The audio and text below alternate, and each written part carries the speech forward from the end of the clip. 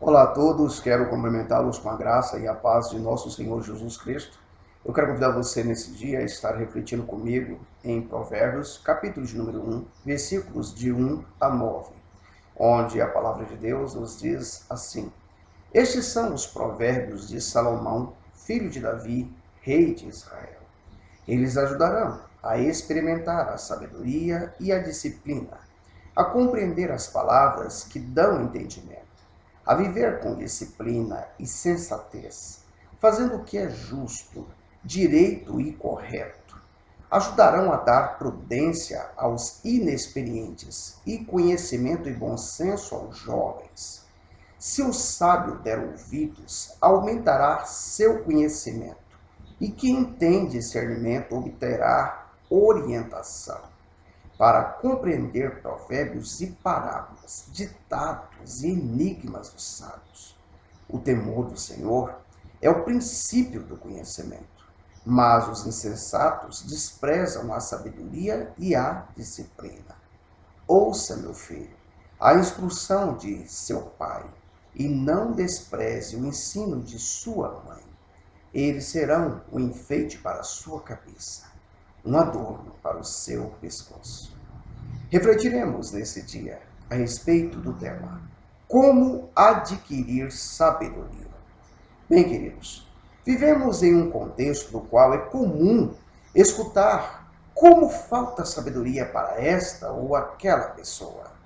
Quantos casamentos são destruídos por falta de sabedoria de um ou até mesmo pelo cônjuge?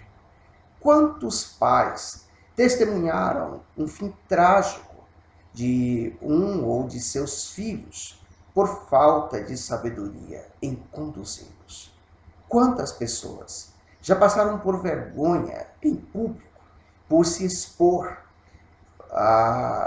levados por seu temperamento explosivo ou por seu desequilíbrio emocional? E isso tudo por falta de sabedoria. Poderíamos nos estender nessa lista, mas o objetivo é encontrar nesse texto sagrado como adquirir sabedoria. É do conhecimento de muitos que o próprio Salomão, o qual é autor da maior parte do livro de Provérbios, que esse homem experimentou o que é pedir e principalmente colocar em prática sabedoria. E quando nós buscamos no livro de 1 Reis, no capítulo 3, versículos de 9 a 13, nós teremos nesse livro uma ilustração muito clara dessa experiência de Salomão, do que ele viveu em determinado dia. Esse homem vai tirar um momento de oração, vai falar com Deus a respeito dos seus anseios, e percebamos nós, quando Deus lhe dá a oportunidade de pedir o que ele quisesse, o que Salomão vai pedir para Deus. Dá, pois, a teu servo um coração cheio de discernimento para governar o teu povo, e capaz de distinguir entre o bem e o mal. Pois quem pode governar este teu grande povo? O pedido de Salomão agradou ao Senhor. Por isso Deus lhe disse: já que você pediu isso, e não vida longa, nem riqueza, nem pediu a morte de seus inimigos, mas discernimento para ministrar a justiça, farei o que você pediu, e lhe darei um coração sábio e capaz de discernir, de modo que nunca houve, nem haverá ninguém como você. Também lhe darei o que você não pediu, riquezas e fama, de forma que não haverá rei igual a você durante toda a sua vida. Note que Salomão, nesse texto de Provérbios, compartilha conosco nos versos 1 a 4 os benefícios adquiridos a partir da sabedoria. Ele mesmo havia experimentado da sabedoria que pediu a Deus. E quando eu digo isso, eu quero relatar que ainda nesse mesmo livro de 1 Reis, no capítulo 3, versos 16 a 22, nós vamos observar Salomão agora vivendo, colocando na prática aquilo que um dia ele pediu para Deus, a sabedoria. Afinal de contas, quando nós pedimos sabedoria a Deus, evidentemente, essa sabedoria ela é necessária para que nós venhamos a aplicá-la nos inúmeros dilemas que nós teremos pela frente, diante dos problemas, dos percalços, é nesses momentos que nós precisamos aplicar sabedoria. Com Salomão não foi diferente. Certo dia, duas prostitutas compareceram diante do rei. Uma delas disse: "Ah, meu senhor, esta mulher mora comigo na mesma casa. Eu dei à luz um filho e ela estava comigo na casa. 3 dias depois de nascer meu filho, essa mulher também deu à luz um filho. Estávamos sozinha e não havia mais ninguém na casa. Certa noite essa mulher se deitou sobre o seu filho e ele morreu.